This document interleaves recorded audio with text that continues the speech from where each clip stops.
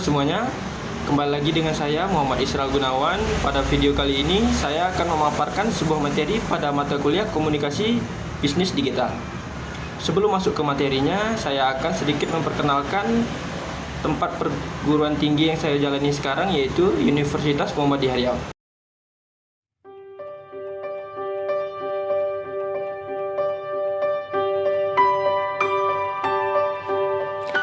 Selamat datang di kampus Universitas Muhammadiyah Riau, UMRI, berlokasi strategis di jantung kota Pekanbaru.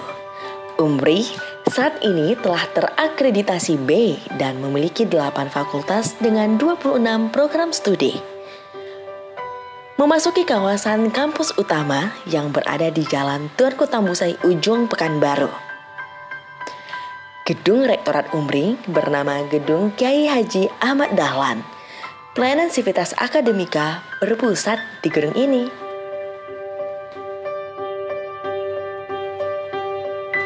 Ruang perpustakaan UMRI telah terakreditasi B dengan fasilitas memadai bagi segenap sivitas akademika.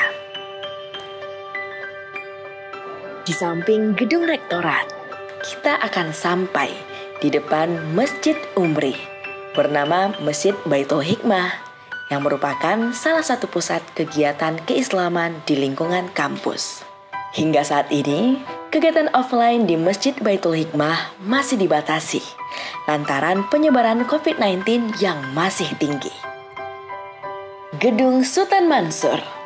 Di dalam gedung ini terdapat ruang kelas, laboratorium, dan ruang administrasi.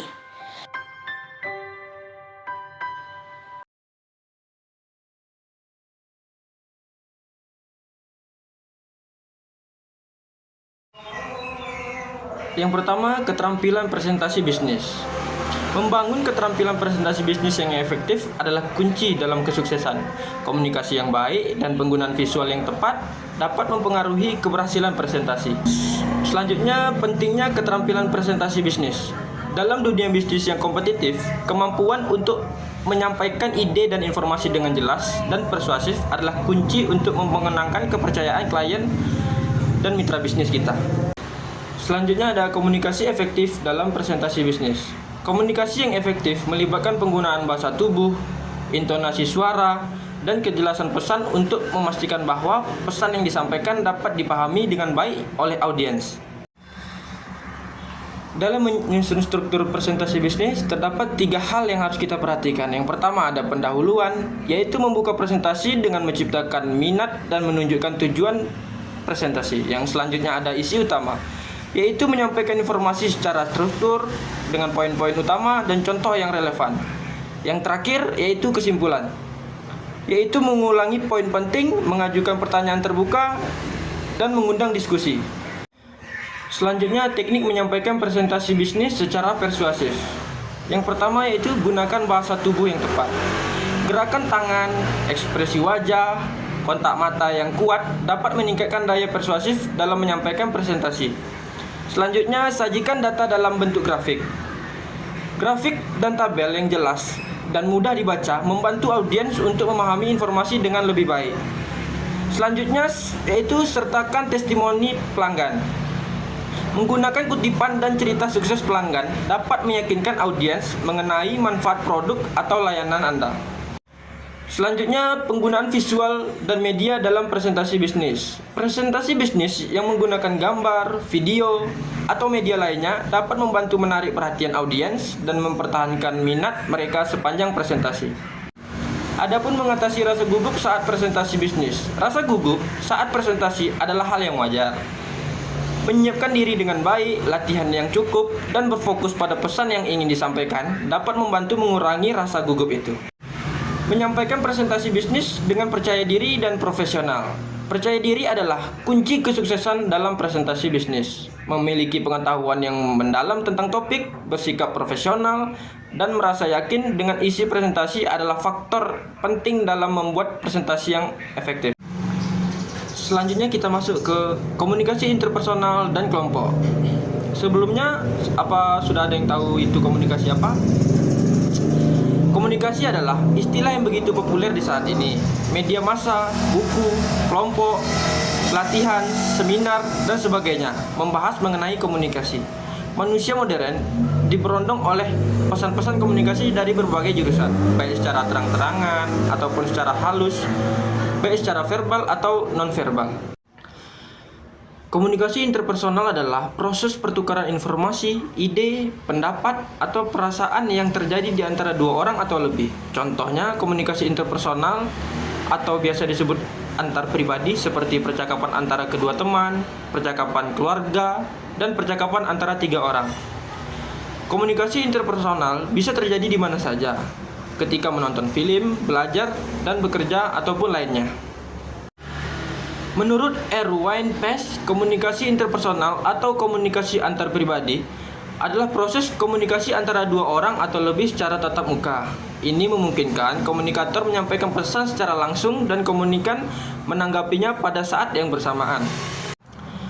Menurut Dan Burnland, komunikasi antar pribadi adalah proses komunikasi yang melibatkan orang lain. Komunikasi interpersonal terjadi ketika melakukan interaksi yang berfokus pada isyarat verbal dan nonverbal serta saling berbalas. Jika tidak ada proses pertukaran verbal dan nonverbal, maka tidak disebut proses komunikasi antar pribadi. Menurut Effendi, komunikasi interpersonal adalah komunikasi yang terjadi pada dua orang dan melakukan percakapan. Kontak tersebut bisa bertatap muka atau melalui telepon sehingga menimbulkan timbal balik. Adapun ciri-ciri komunikasi interpersonal, yang pertama yaitu bahasa yang digunakan bisa formal dan informal. Yang kedua memakai media tertentu misal telepon, ponsel, dan email. Selanjutnya dilakukan dua orang atau lebih. Dan yang terakhir yaitu bersifat terbuka dan komunikatif. Ada beberapa efektivitas dalam komunikasi interpersonal. Yang pertama ada keterbukaan, empati, sikap mendukung, sikap positif, dan yang terakhir ada kesetaraan. Kelompok adalah sekumpulan orang yang mempunyai tujuan bersama yang berinteraksi satu sama lain untuk mencapai tujuan bersama, mengenai satu sama lainnya, dan memandang mereka sebagai bagian dari kelompok tersebut. Michael Bergon mendefinisikan komunikasi kelompok sebagai interaksi secara tatap muka antara 3 orang atau lebih dengan tujuan yang telah diketahui seperti berbagi informasi, menjaga diri, pemecahan masalah, yang mana anggota-anggotanya dapat mengingat karakteristik pribadi anggota-anggota yang lain secara tepat. Kelompok sendiri diklasifikasi menjadi 2, yaitu kelompok primer dan kelompok sekunder. Kualitas komunikasi dalam kelompok primer bersifat dalam dan meluas. Dalam artinya, menembus kepribadian yang tersembunyi atau menyingkap unsur-unsur yang tersirat. Meluas artinya hanya sedikit kendala yang menentukan rentangan dan cara berkomunikasi. Dalam kelompok primer, kita menentukan hal-hal yang bersifat pribadi dengan menggunakan berbagai lambang, bahasa verbal maupun nonverbal. Dalam kelompok primer, tidak ada pembagian peran secara sistematis karena komunikasi yang terjadi secara langsung dan sifatnya bersifat informal. Yang kedua yaitu kelompok sekunder, yaitu komunikasi bersifat dangkal atau menembus permukaan luar dari kepribadian kita dan terbatas atau hanya berkaitan dengan hal-hal tertentu saja. Kebanyakan menggunakan komunikasi verbal dan jarang sekali melibatkan komunikasi nonverbal. Dalam kelompok sekunder, terdapat pengelompokan anggota yang terorganisir secara sistematis untuk tujuan tertentu karena interaksi sosial terjadi secara tidak langsung, berjauhan, dan sifatnya kurang kekeluargaan. Bentuk komunikasi kelompok juga dibagi menjadi 2. Yang pertama yaitu komunikasi kelompok kecil dan komunikasi kelompok besar. Ada beberapa fungsi komunikasi kelompok. Yang pertama yaitu fungsi menjalin hubungan sosial, fungsi pendidikan, fungsi persuasi, fungsi pemecahan masalah dan pembuatan keputusan, dan yang terakhir ada fungsi terapi. Kemudian kita masuk ke etika dalam komunikasi bisnis. Berasal dari kata Yunani ethos yang mengandung arti yang cukup luas yaitu adat, kebiasaan, akhlak, watak, perasaan, sikap, dan cara berpikir. Etika merupakan suatu pemahaman mengenai tindakan yang benar dan salah. Etika memberikan panduan apakah suatu perilaku tertentu dapat digolongkan perilaku bermoral atau tidak bermoral.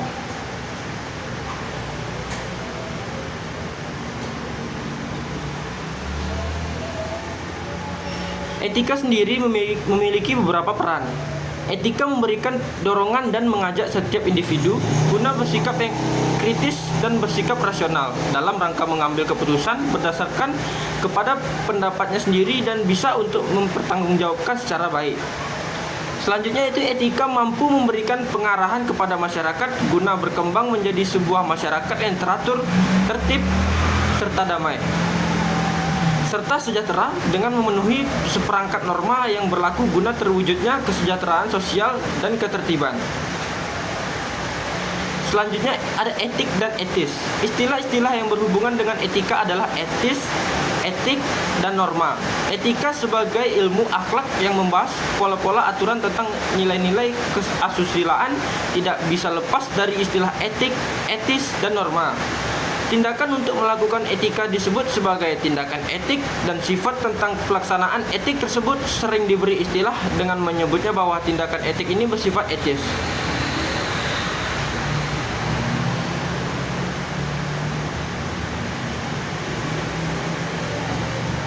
Terdapat dua etika. Yang pertama ada etika deskriptif dan etika normatif.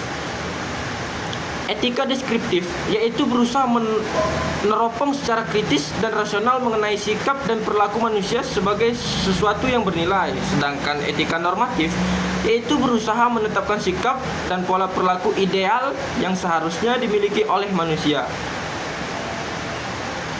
Adapun beberapa faktor-faktor yang mempengaruhi perilaku yaitu yang pertama ada tabiat atau pembawaan, akal pikiran atau rasio, dan yang terakhir ada hati nurani. Faktor-faktor yang mempengaruhi pembentukan etika ditentukan oleh faktor internal dan faktor eksternal.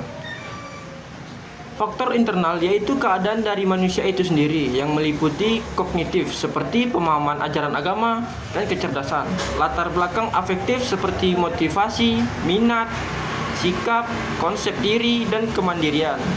Sedangkan faktor eksternal adalah keadaan yang berasal dari luar diri manusia yang meliputi pendidikan di lingkungan keluarga, pendidikan sekolah, dan lingkungan masyarakat. Salah satu aspek yang turut memberikan saham dalam pembentukan sikap dan perilaku manusia adalah faktor lingkungan. Secara umum, etika digolongkan menjadi dua, yaitu etika umum dan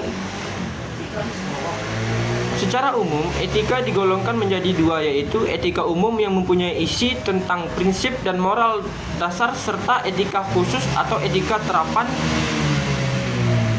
yang keberlakuannya khusus. Sedangkan etika khusus digolongkan menjadi etika individual dan sosial.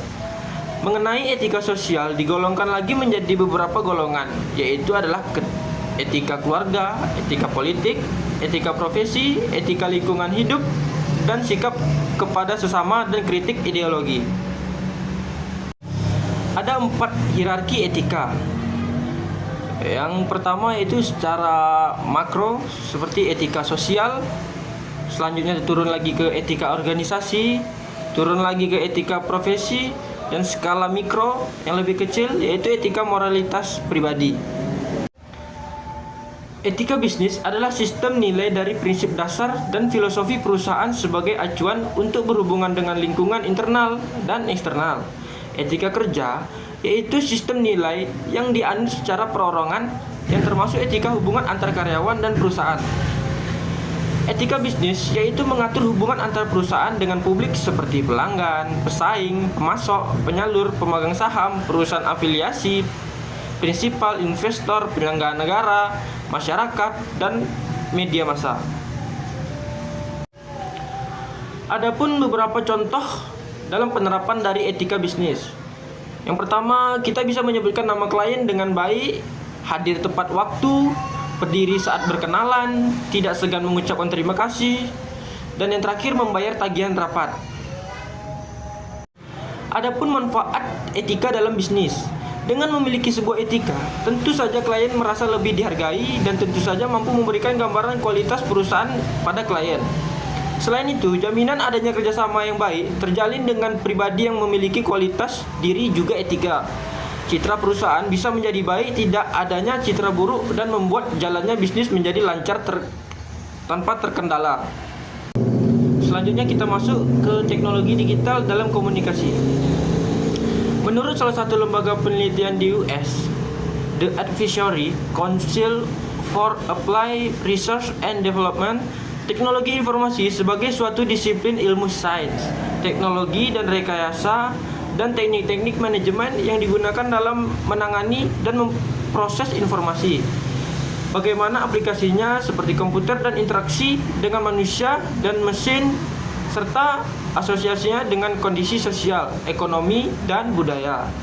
Teknologi informasi atau biasa kita sebut TI adalah suatu produk yang tak berwujud. Dalam praktek komunikasi bisnis, diperlukan sarana yang dapat menunjang proses komunikasi itu. Teknologi informasi dan komunikasi yang semakin hari semakin berkembang dapat dimanfaatkan dalam praktik komunikasi bisnis. Internet adalah jaringan komputer yang tersusun oleh ribuan bahkan jutaan komputer. Teknologi digital adalah suatu alat yang tidak lagi menggunakan tenaga manusia secara manual, tetapi lebih pada sistem pengoperasian otomatis dengan sistem komputerisasi atau format yang dapat terbaca oleh komputer. Adapun situs jejaring sosial seperti Facebook, Twitter, WordPress, Blogger, MySpace, dan lainnya. Selanjutnya kita masuk ke pelaksanaan teknologi informasi dalam komunikasi bisnis. Yang pertama yaitu otomasi kantor, berbagai informasi dengan karyawan. Selanjutnya ada bertukar informasi, tetap terhubung dengan konsumen, kolega, dan penyuplai, menjalin kerjasama atau kolaborasi, menciptakan dan mengembangkan produk dan jasa, menghemat biaya, dan memudahkan akses informasi dan komunikasi, dan yang terakhir, berinteraksi dengan konsumen. Adapun manfaat mempelajari penggunaan teknologi informasi dalam komunikasi bisnis. Yang pertama yaitu memperoleh, mengenal, serta mengerti definisi teknologi informasi. Selanjutnya memperoleh, mengenal, serta mengerti fungsi teknologi informasi dalam komunikasi bisnis. Selanjutnya memperoleh, mengenal, serta mengerti alasan penggunaan teknologi informasi dalam komunikasi bisnis. Dan yang terakhir, memperoleh, mengenal, serta mengerti penggunaan teknologi informasi dalam komunikasi bisnis. Selanjutnya, kelebihan teknologi digital. Setiap jenis teknologi memiliki kelebihannya masing-masing. Berikut ini beberapa kelebihan teknologi digital. Yang pertama, data yang terkirim dari satu tempat ke tempat lainnya tidak terpengaruh cuaca buruk dan noise karena data yang tertransmisikan dalam bentuk sinyal digital. Selanjutnya, berbagai tipe sistem komunikasi tersedia dan dapat terpakai. Dan yang terakhir, biaya perawatan lebih rendah karena lebih praktis dan stabil. Selain memiliki keunggulan, setiap jenis teknologi memiliki efek samping yang timbul. Berikut ini beberapa kekurangan dari teknologi digital, yaitu yang pertama, kesalahan yang mungkin terjadi pada saat mengubah sinyal analog ke digital atau digitalisasi. Yang kedua ada kemungkinan pencurinya data digital yang penting seperti nomor rekening, data pekerjaan, dan lain-lain oleh hacker ataupun virus. Yang terakhir ada membuat ketergantungan yang berlebihan pada penggunaannya yang dapat menghambat kemampuan empati dan sosial secara nyata. Cukup sekian hasil pemaparan dari materi yang telah saya berikan. Saya Muhammad Isra Gunawan. Terima kasih.